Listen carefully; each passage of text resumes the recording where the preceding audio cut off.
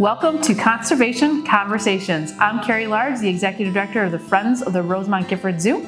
And I'm Ted Fox, and I'm the Executive Director of the Rosamond Gifford Zoo. And we have two little new additions that we want to talk about. We do, Carrie, and this is so exciting for us. We have two Amur tiger cubs, and they're doing so well with their mother. They were born on April 29th. This is such a remarkable situation because the mother, Zaya, was actually a hand-reared at the Beardsley Zoo in Connecticut. That gives a whole other level of consideration when she becomes a mother herself. But in this particular case, Zaya could not be more exemplary.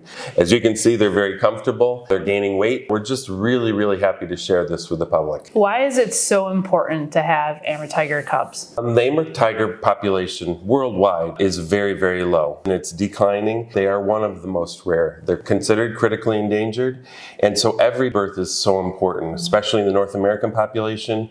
There hasn't been a lot of reproduction, especially in recent years. We want to make sure that the genetic viability or the diversity of genetics in that population is as diverse as possible. So this pairing was done by the Species Survival Group that wanted Zaya to be paired with Timbu. Timbu is another remarkable story. He's the father of these two cubs. He has 5 siblings, none of which have ever produced cubs until these were born. So his genetics and Zaya's genetics are really important. One's a little larger with a blockier head, one's a little smaller with a smaller, more refined head. So we do have one male and one female, a boy and a girl. How involved has the animal team been with the delivery and taking care of them now?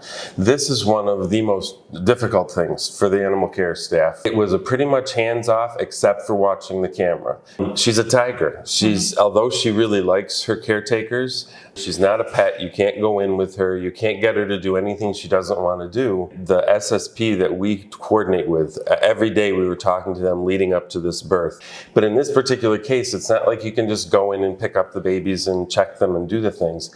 Her maternal instinct and her maternal success in this case are the critical parts that we're looking for. Up until the point where she gave birth to the cubs, every time there was a keeper in one of the other holdings and called her over, she would get up and come right over, want to interact with them and do everything. The second the cubs were born, she would not leave this for 48 hours. She would not leave the den. How is she keeping care of her space, and what do actual tigers do?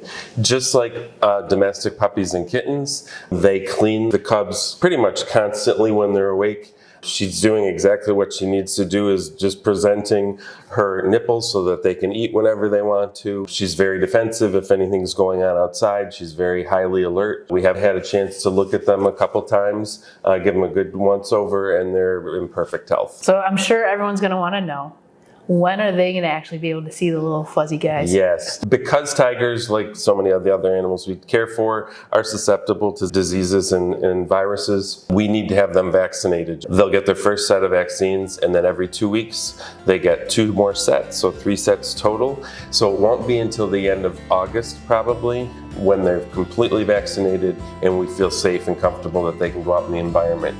And if you actually want to see this live, feel free to come visit. With your admission, you'll be able to go to the Animal Health Center and they will be on the screen there to see these two precious do everything that Ted was just saying and seeing how great this mom is.